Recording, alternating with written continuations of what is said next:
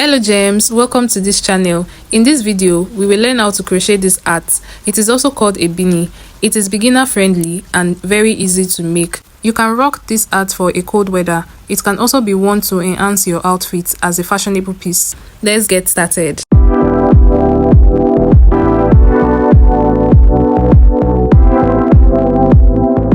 For this tutorial you need yarns. I'll be using this yarn which is readily available to me. I'll be doubling the strand because it is a thin yarn. It is a lightweight or fingering yarn, so I'll be using 2 strands of it, and I'll also be using multiple colors for this hat. You can decide to use just one color for your own hat. If you'll be using just one color, you need about 2 to 3 balls of the yarn depending on the size that you are making and also on the type of yarn that you are using. If the yarn you are using has a bigger weight, you might even need 1 or 2 balls. But for this type of yarn, which is lightweight and it is 40 grams, I'll be using 2 to 3 balls if I'm making just one color. For this tutorial I'll be using multiple colors of this yarn. You need hook. I'll be using 4mm hook for this tutorial. You also need needle, a darning needle. You also need stitch markers. You need a pair of scissors, and you need tape measure as well. You also need a pom-pom maker. They come in different sizes, but this is the size I'll be using. Or you can as well use a piece of carton that is about this size to wrap your yarn around to make your pom-pom. The measurements you need for this hat is the head circumference and the crown length. The hat I'll be making is an adult size hat. To start, I'm going to do a slip knot, then chain a total of 46 chains.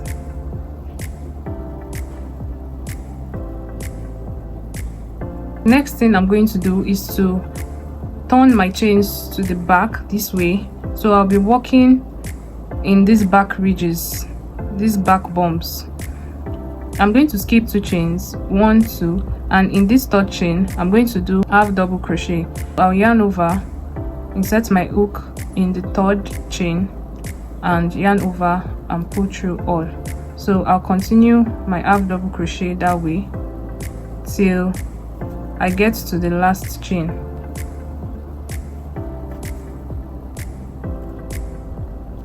I've gotten to the last chain and I've done the last half double crochet, and this is what I have. I'm just going to go ahead and measure it. This is 10.5, which is okay for the crown length. For row 2, I'm going to chain 2 and turn my work. Then I'm going to put a stitch marker in this chain 2. This chain 2 serves as 1 half double crochet.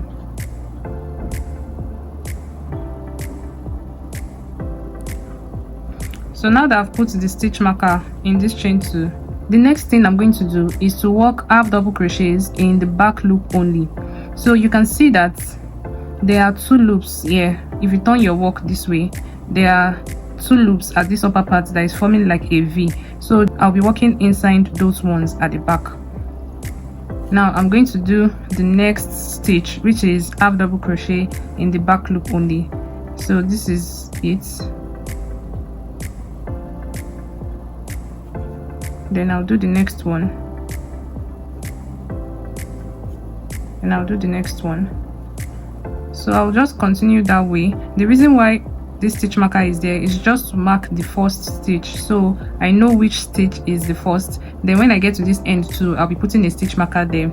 If you are not a beginner, you might not need this, but for the sake of accuracy and beginners that might be watching this video, you need a stitch marker to track your first and last stitch so that the edges of your project will be straight. So I'll continue my half double crochet in the back loop. I've gotten to this last end and I'm going to do the last half double crochet in the back loop. Remember that this last stitch here is a chain 2, and that chain 2 serves as a stitch, so I'm going to do the last one. This is what we have. If you want yours to be longer or you want it to be shorter, say for instance you are doing for a child, that means you are going to reduce the number of chains that you will do. But if you want it to be more, you are going to add to the number of chains that you will do. So for the next row, I'll chain 2 and I'll turn my work. I'm going to add a stitch marker to this Then the next thing I'm going to do is to do half double crochet in the back loop. So we're just going to continue that way. When I get to the parts where I want to change color, I will show you how it is done. But if you do not want to change color, you will just continue crocheting half double crochets in the back loop till you get to the desired length, which is the edge circumference that you are working with. So what I mean is you keep crocheting half double crochets in the back loop till your work measures the edge circumference that you want. So if your edge circumference is 21, you keep crocheting that way until you get 21 inches. I've done 4 rows now. For my next row, I want to change to a different color. I'm yet to do the last stitch of this row, so I'm going to show you how to change color in 2 ways.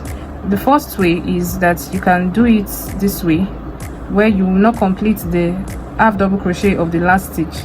Then you bring the other yarn this way and you do a slip knot.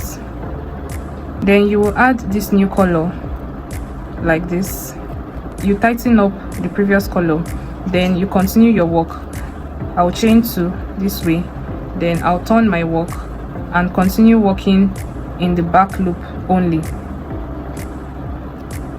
I'm going to tie these 2 together. I'm yet to cut this other yarn, so I'll cut it off this way and tie the 2 ends together like this. That is one way to do it. Then you continue working half double crochet in the back loop. I'll be changing my yarn every 4 rows.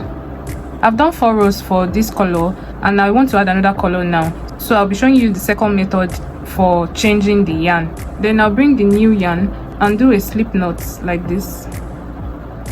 Then I'll attach my hook in this stitch here and attach the yarn like this. Then I'll chain 2, 1, 2. I'll tighten this yarn I just attached. I'll just pull it a bit. Then I'll turn my work over and continue working half double crochets in the back loop only. You can also tie these 2 ends just to secure it more.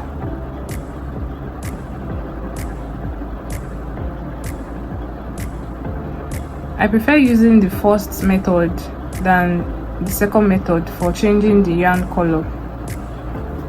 You continue working the rows this way until you get to the desired length that you want for your edge circumference measurement. The reason why I'm using 4 rows for each color is because I want all the ends to be at one side so that it will be easy for me to weave it in and finish up, instead of having some ends this way and some other ends this way. I've done the last row now and this is what I have. I'll turn it this way. You can see how beautiful this is. I'll just measure what it is. This is 19 inches. 19 inches is fine, though the measurement I'm working with is 21 inches. This is stretchy, so it will still accommodate the edge circumference. The next thing I'm going to do now is to chain 1, and I'll be cutting off the yarn, but I'm going to leave a very long strand so that I can use it to join the upper parts later on. So I've cut off the yarn and this is what I have. I'm going to pull this out this way and tighten it. The next thing I'll be doing is to weave in these ends. I'll be using my hook to do that instead of the darning needle, and I'm just going to be moving in and out until the ends are out of sight.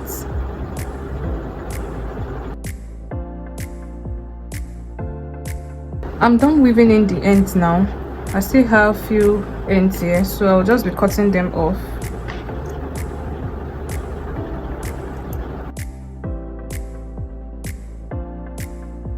Now that that is done, the next thing we'll be doing is to join the 2 sides together, these 2 sides, and I'm going to be joining from here because I want to hide this end as I'm going. This yarn that we left here is going to be used to join the upper parts together like this. To join the sides, I'll do a slip knot like this, and I'll attach my hook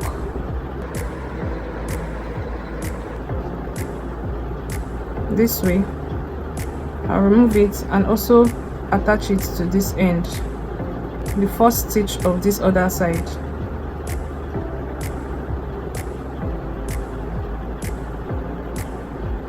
Like this. Then I'll chain one.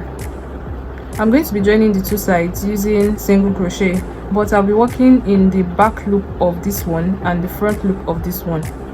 So I'll be joining the back loop of this side and the front loop of this side together. Make sure that the stitches are matching up together. So I'll go this way. Let me do like this so that you see what I'm doing. So I'll go this way, then the front loop of this one. I want to hide this end as I'm going.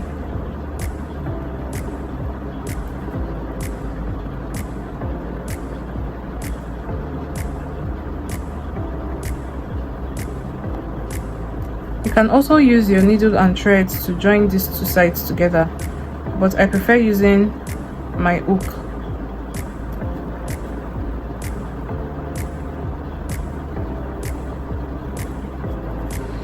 This is what it looks like at the other end. See how seamless it is. It is not obvious that there's a joining here. That is why I'm picking the back loop of this side and the front loop of this side. So I'm going to continue the joining that way until I get to this last stitch here. I've gotten to the last stitch and I'll be joining it.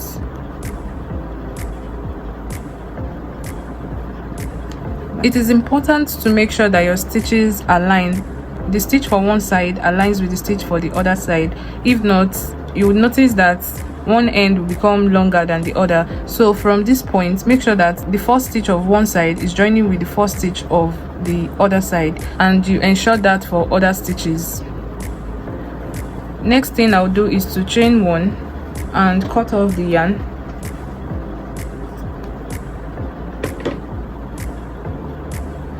Then I'm going to be weaving in this end. I'll weave it through this part here, then we'll be joining this top part using this yarn.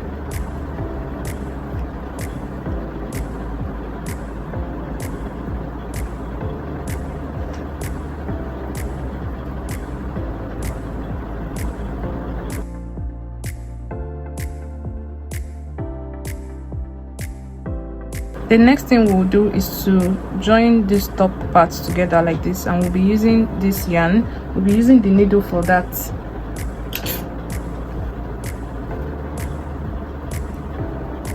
So you put your yarn in the needle this way, then you're going to go round.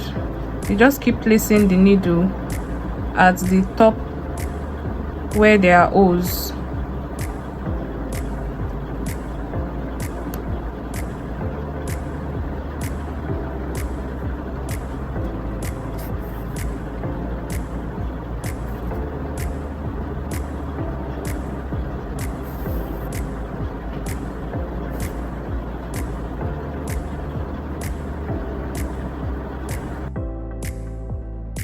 So you continue this way. Make sure that the space you are leaving is not too much.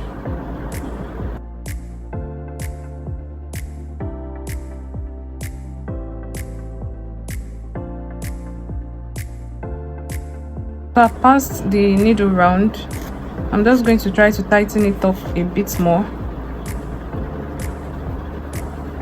Be careful while doing this so that you do not cut off your yarn before tying it. So you just keep adjusting it like that until it is a bit more close. So this is what we have.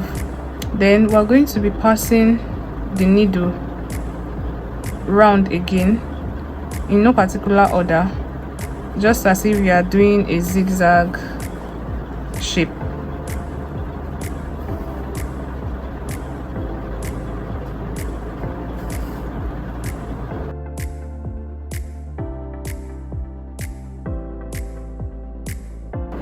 Just keep passing your needle around just to secure it more.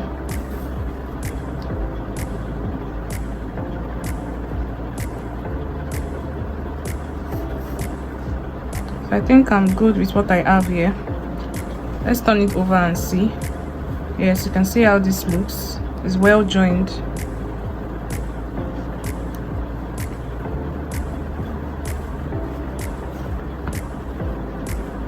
Since I still have more strands of yarn, I will just pass it around a little bit more, then I'll tighten it and cut off the yarn. Now that I've tightened it a bit more, I'm going to remove the needle and tie up the yarn this way. I'll tie it multiple times.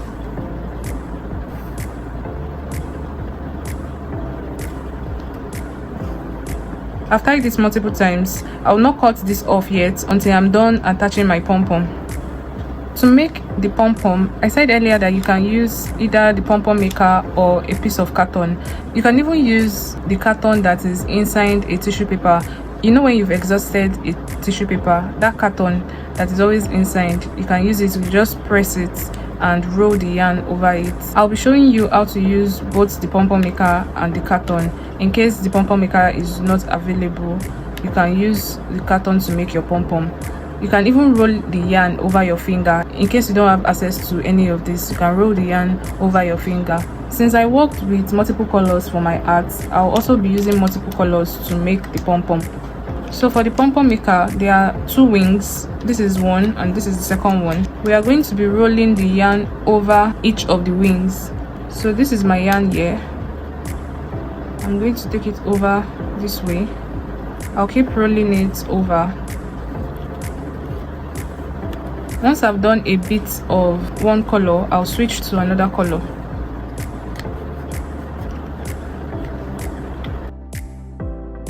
So I've wrapped up the first wing. I'll close it this way and wrap up the second wing. Depending on how full you want your pom-pom to be, that is how much you wrap the yarn. If you want your pom-pom to be very full, that means you have to wrap your yarn multiple times so that it can give that full effect. I'll do the second side. I've wrapped up the second wing and I'm going to close it this way. The next thing I'm going to do is to use scissors to cut through like this, gently.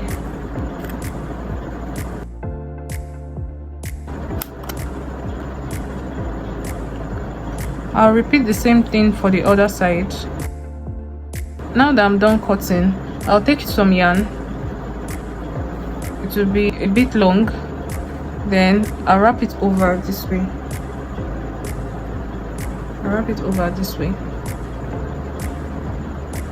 And tighten it about 2 to 3 times. You tighten it well.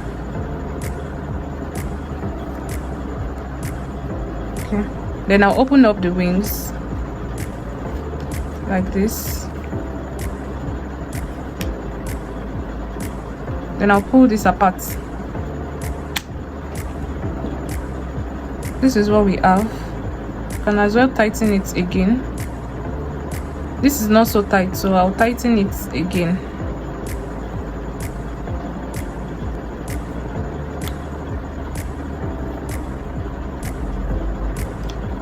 So this is what we have. I'm just going to go ahead and trim the excess.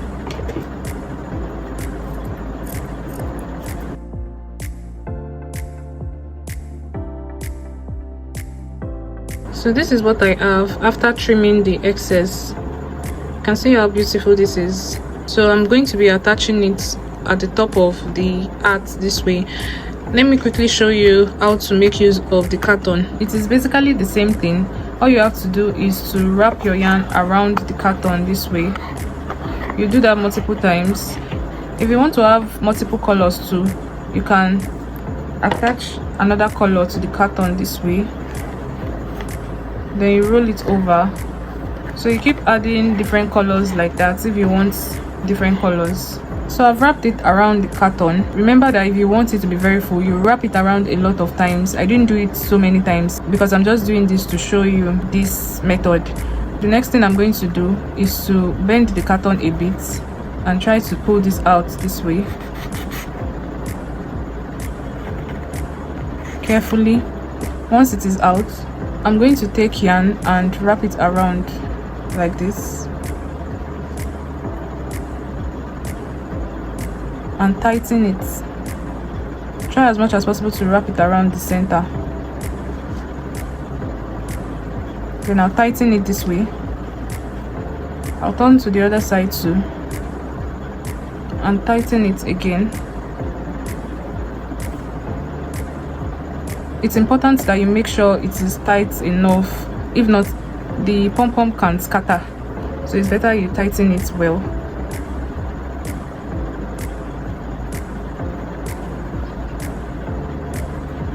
Now that I've tightened it, I'll take my scissors and cut these parts, these folded parts. I'll keep cutting it until I'm done cutting.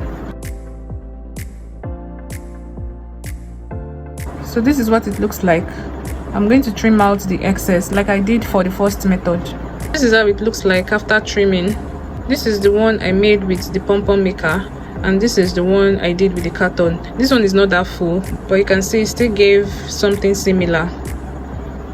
Now that we are done with the pom-pom, we are going to be attaching it to the art. You turn the art to the right side like this. I already turned it to the right side. This is the wrong side where we did the joining, and this is the yarn that I said I would not cut off until I've attached the pom-pom. So I'll turn it to the right side like this. Then the pom-pom is going to be at the top like this. I'll be using my hook to pull this yarn inside this art. So I've grabbed my hook already. I'll locate the center and pass my hook through the center this way. Then I'll drag this yarn inside like this. You just have to do it patiently.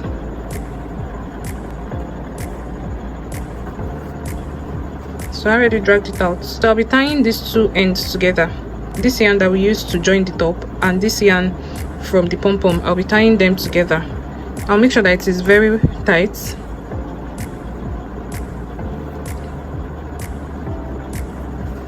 If you do not tie it well, the pom-pom can be saggy. It will not be firm, so it's better to tie the ends well.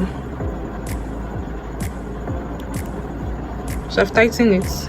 This is what we have. I will not cut off this end just like that. I'm still going to try to pass it and weave it in a bit. I'll be cutting it off here. I'll use my needle to weave the end in. I don't want to take it all at once, so I'll be doing it one after the other.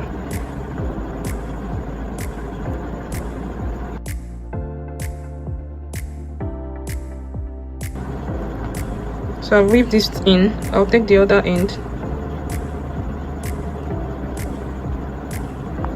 I'll pass it around as well. All of this weaving in and passing around is just so to secure the end very well, and so that the pom-pom will not come undone at the long run. Then I'll do the last one. So I can now tighten it one last time.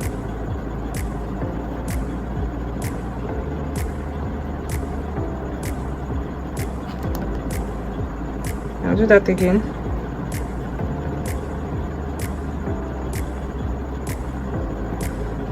So we are finally done. I can now cut this off. And this is what we have. See how beautiful this is. This is the other side here. I'll just go ahead and fold this part. And our hat is done.